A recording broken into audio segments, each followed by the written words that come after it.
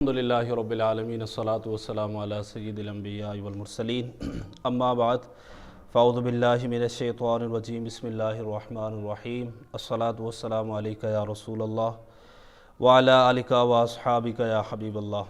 प्यारे प्यारे इस्लामी भाइयों, आप देख रहे हैं हमारा यूट्यूब चैनल ढेर की के बयान।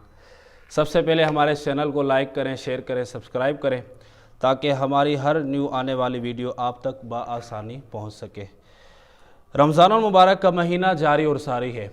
आका अलैहिस्सलाम के फ़रमान का मफ़हूम है कि इंसान जिस चीज़ के साथ ताल्लुक़ रखता है उस चीज़ से मुताल्लिक़ उस पर इल्म दीन हासिल करना ये फ़र्ज़ होता है।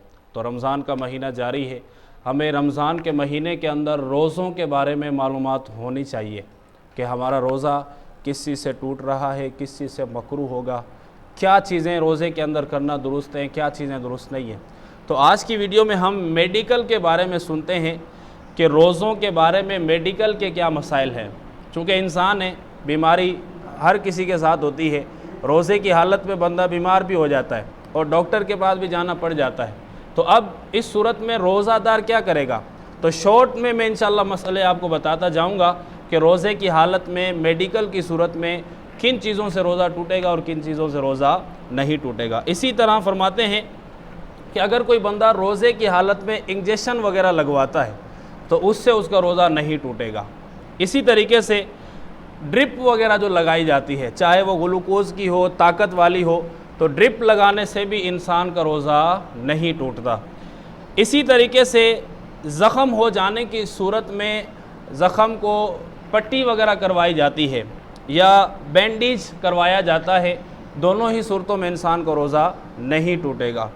इसी तरीके से खून अगर कोई निकलवाता है अपना, तो खून निकलवाने की सूरत में भी उसका रोज़ा नहीं टूटेगा। लेकिन खून निकलवाने की सूरत में आपने इस चीज़ को ख्याल करना है कि खून निकलवाने की सूरत में अगर आपके अंदर कमज़ोरी आ जाती है और कमज़ोरी आने की सूरत में इंसान रोज़ा तोड़ने पर मजबूर हो जाता है, तो इस सूरत में जायज़ नहीं है उसका कि वो अपना खून निकलवाए। अगर कमज़ोरी नहीं आ रही तो फिर इस सूरत में वो चाहे तो खून निकलवा सकता है, उसका रोज़ा नहीं टूटेगा। इसी तरीके से शुगर के जो मरीज़ होते हैं, शुगर के मरीज़ों को इंसुलिन का एक इंजेक्शन होता है, वो लगाना बड़ा ज़रूरी भी होता है और उसी इंजेक्शन पर उनकी ज़िंदगी और मौत मुनहसर होती है। तो इंसुलिन का जो इंजेक्शन होता है ये गोश्त में लगता है उमूमन, तो इससे भी इंसान का जो रोज़ा है वो नहीं टूटेगा। इसी तरीके से ऑक्सीजन वगैरह जो लगाई जाती है मुंह पर, डॉक्टर वगैरह लगवाते हैं, तो ऑक्सीजन वगैरह लगवाने से भी इंसान का जो रोज़ा है वो नहीं टूटेगा। इसी तरीके से आँख के अंदर दवा डालने से रोज़ा टूट जाएगा, चूँकि आँख और दिमाग का आपस में कुछ ना कुछ ताल्लुक़ होता है और इसी तरीके से गले के साथ भी इसका कुछ ना कुछ ताल्लुक़ होता है। तो रोज़े के अंदर गले के अंदर चीज़ नहीं जानी चाहिए।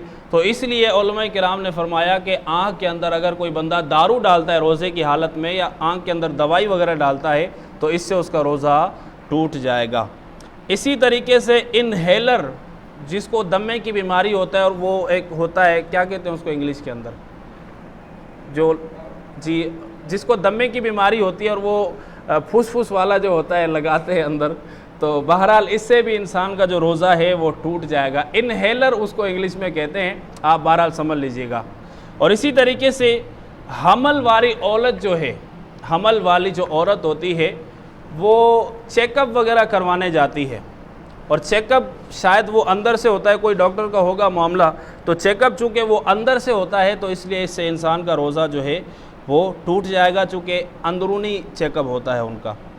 इसी तरीके से जिस बंदे को बवासीर होती है और बवासीर की दवाई जो है वो नीचे वाले मकाम से अंदर डाली जाती है तो इससे भी उसका रोज़ा टूट जाएगा। इसी तरीके से कान के अंदर जो दवाई डाली जाती है, कान के अंदर किसी को दर्द हो गया, अब कान के अंदर उसने दवाई डाल ली, तो बाज़ उलमाए किराम का फ़तवा यही है कि कान के अंदर दवा डालने से रोज़ा टूट जाता है और बाज़ उलमाए किराम के नज़दीक जो है वो कान के अंदर दवाई डालने से रोज़ा नहीं टूटता। अलबत्ता तो दावत इस्लामी के मुफ्तियान किराम हैं, उनके नज़दीक तो यही है कि कान में दवाई डालने से रोज़ा नहीं टूटेगा, लेकिन बाज़ उलमा किराम जैसे मुफ्ती अकमल साहब हो गए या दीगर उलमा किराम हो गए, उनके नज़दीक जो है वो कान के अंदर दवाई डालने से रोज़ा टूट जाएगा। अब इस सूरत में बंदा क्या करे, चूँकि दोनों का ही मौक़िफ़ आ गया सामने, तो अब इस सूरत में बंदा जिस भी आलिम दीन की पैरवी करता है, जो दावत इस्लामी को फॉलो करते हैं, उनके नज़दीक तो रोज़ा नहीं टूटेगा।